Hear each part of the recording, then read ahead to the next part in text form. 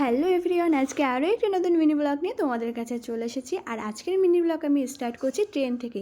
তো ট্রেনে করে আমরা সবাই কোথায় যাচ্ছি তার জন্য তো আমার পুরো মিনি ব্লগ দেখতেই হবে। তাহলে চলো ভিডিওটি স্টার্ট করা যাক। এখন ঘড়িতে কাটায় 10:50 বাজে আর আমরা ঠাকুরনগর থেকে ট্রেনে উঠলাম। আগে কখনো এত রাতে আমরা বাড়ির থেকে বেরোইনি, বলতে পারো এটা আমাদের প্রথম। আর আমার তো ভীষণই আনন্দ হচ্ছে, কারণ আমার সাথে যাচ্ছে আমার হাজবেন্ড, আমার দুই মা, ঠাকুরদাদা আর আমার জান। তো এই ট্রিপটা কিন্তু আমার কাছে অনেকটাই স্পেশাল। আর এদিকে তো আমার মা ট্রেনে উঠতে না উঠতেই ঘুমিয়ে পড়েছে, আর এদিকে আমার জানেরও কিন্তু ঘুম ঘুম ভাব, কারণ দুপুরবেলা ঘুরতে যাওয়ার আনন্দে ও কিন্তু ঠিকমতো ঘুমায়নি। যতই রাতের বেলা বাড়ি থেকে খেয়ে বেরোই না কেন, বাঙালি বস, বাইরে থেকে তো খেতেই হবে। সেই মতো ট্রেনে দেখতে পেলাম গরম গরম ঘুগনি, তো আমরা গরম গরম ঘুগনি 1 প্লেট নিয়ে নিলাম, আর তার সাথে ডিম সিদ্ধ।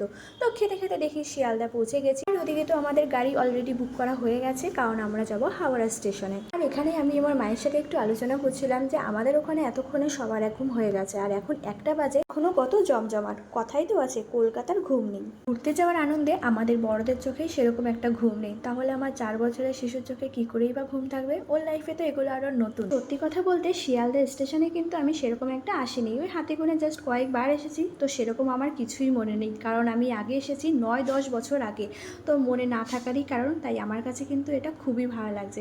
আর দেখো এখানে বলতে বলতে আমরা তো গাড়ি পেয়ে গেছি, আর আমরা এখন আছি হাওড়া ব্রিজে। আমাদের একটা কথা শেয়ার করব, হাওড়া ব্রিজেও কিন্তু এটা আমার দ্বিতীয়বার। মানে কি বলবো, কিছু বলার নেই। আসলে কি বলতো, সেরকমভাবে তো আমি বিয়ের আগে চলাফেরা করিনি, যে কারণে আমি যেখানেই যাচ্ছি সেখানেই আমার ফার্স্ট টাইম। আর এখানে বলতে বলতে আমরা হাওড়া স্টেশনে পৌঁছে গেলাম। আর হাওড়া স্টেশনে ঢুকতে না ঢুকতেই আমার জান ঢোল দেখতে পেয়ে বাজানো স্টার্ট করে দিল। ওর যে ঢোল এত পছন্দ। তোমরা তো সবাই জানো হাওড়া স্টেশনে ওয়েটিং রুম আছে, বাট আমরা সেখানে যাইনি, কারণ আমার ইচ্ছে ছিল যে হাওড়া স্টেশনে সব মানুষদের মাঝখানে থেকে পরিবেশে আনন্দ নেব। কারণ আমি হাওড়া স্টেশনে খুব ছোটবেলা এসেছি, আমার সেরকম একটা মনে নেই। আর এই নিয়ে আমার দ্বিতীয়বার। কি বাবা কি খাবে? আইসক্রিম আইসক্রিম খাবে? আইসক্রিম বের করব?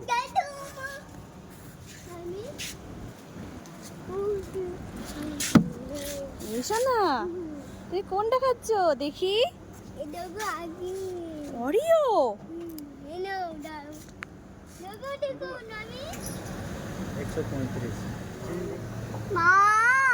ও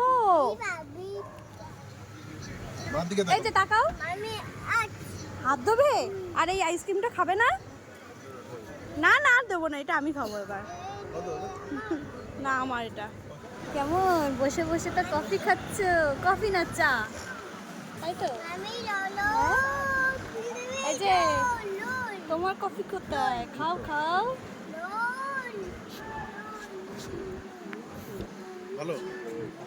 আর এদিকে তো আমার দুই মাকে চা আর কফি দিয়ে বসিয়ে রাখলাম, আর আমার হাজব্যান্ড ঘুরতে ঘুরতে আমার জন্য রুটি, ডিমের ঝোল আর তরকারি এনেছে। খাবারগুলো এত বাজে কি আর বলবো, জানি খাবার নিয়ে খারাপ বলতে নেই, তবুও না বলে আর পারলাম না।